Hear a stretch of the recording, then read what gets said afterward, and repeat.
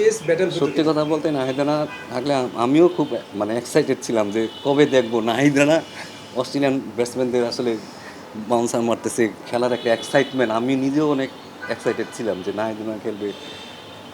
যেহেতু হয় না, এখানে হাবুতাস করে লাভ নেই। বাট আমি মনে করি অন্য বলার যারা আছে তারাও যদি একটু বুদ্ধি করে বল করতে পারে, আমি মনে করি তারাও অনেক ভালো খেলবে।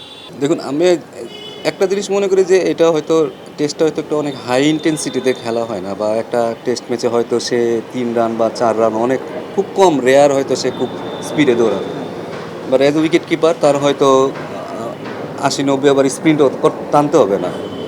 সে যদি ব্যাটিংটা করতে পারে এবং সে মোটামুটি, আমার মনে হয় সে যদি রানিং উইকেটে যদি মোটামুটি সে ভালো করে, আমার কাছে মনে হয় যে সে যদি খেলার মতো অবস্থায়, অবশ্যই আমি আমার একটা এক্সপিরিয়েন্স প্লেয়ারে খেলানো আমি মনে করি যে এটা একটা যুক্তিযুক্ত হবে।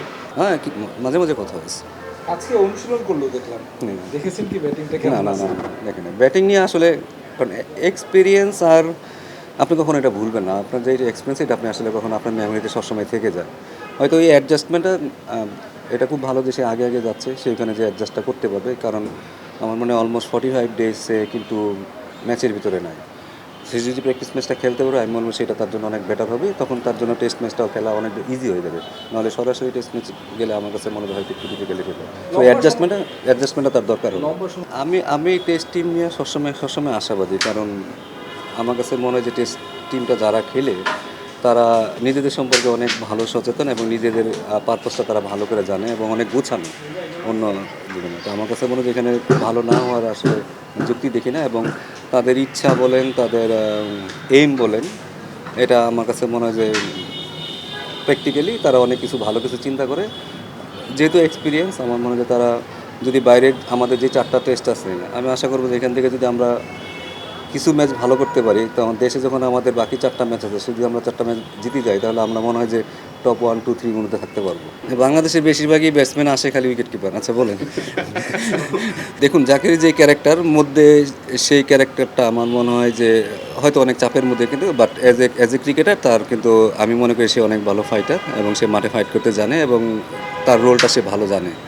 এবং বাংলাদেশের কিছু ব্যাটসম্যান যারা আছে, দেখুন, যারা বোলারদের নিয়ে খেলতে পারে। কারণ আমার দেশে কিন্তু হয়তো 4 উইকেট আর 5 উইকেট পড়ে গেলে সবারই কিন্তু বোলারদের নিয়ে খেলতে হয়। বাট জাকিরের ওই রোলটা খুব ভালোভাবে জানা আছে, এবং সে অনেকবার এটা প্রুভও করছে। এবং ওই পজিশনে আমাদের ওরকম একটা ব্যাটসম্যানও দরকার আছে। আমি আশা করব সে এটা ভালো করার তার সুযোগ আছে, এবং সে জানে তার রোল অনুযায়ী যে কীভাবে খেলবে। এটা আমি এখন কী করতে পারি? দিন শেষে আমি যে জবটা করি সেখানে কোনো, আমি তো কোচিং করাই। তো কোচ হিসেবে আমার আসলে খুব, আমি যদি কোচিং মাঠে থাকতে পারি, কোচিং করাইতে পারি বাচ্চাদের, যার সাথেই করি, আমি এটা সবসময় এনজয় করি।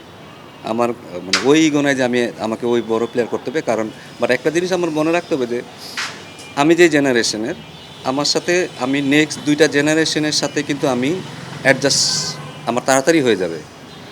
বাট এখন যেহেতু আমি আবার এইচপিতে আসছি, বা ওরা আমার হয়তো 4 জেনারেশন পিছনে, এখন আমাকে অ্যাডজাস্ট করতে হবে।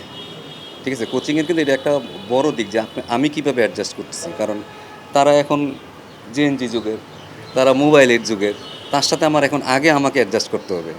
না হলে আমি তাদের সাথে আসলে কোচিং করতে আমার ডিফারেন্ট হয়ে যাবে। বাট আমি এই জিনিসটা বুঝি, কারণ এরা দেখলে হয়তো আমাকে একটু ভয় পেতে পারে। ঠিক আছে, সালাউদ্দিন স্যার আসছে, একটা ডিস্টেন্স থাকবেই। বাট আমাকে তাদের সাথে অ্যাডজাস্ট করে আমি কীভাবে তাদের কাছ থেকে বেস্টটা নিতে পারি, সেটা আমাকে আসলে লক্ষ্য রাখতে হবে। কারণ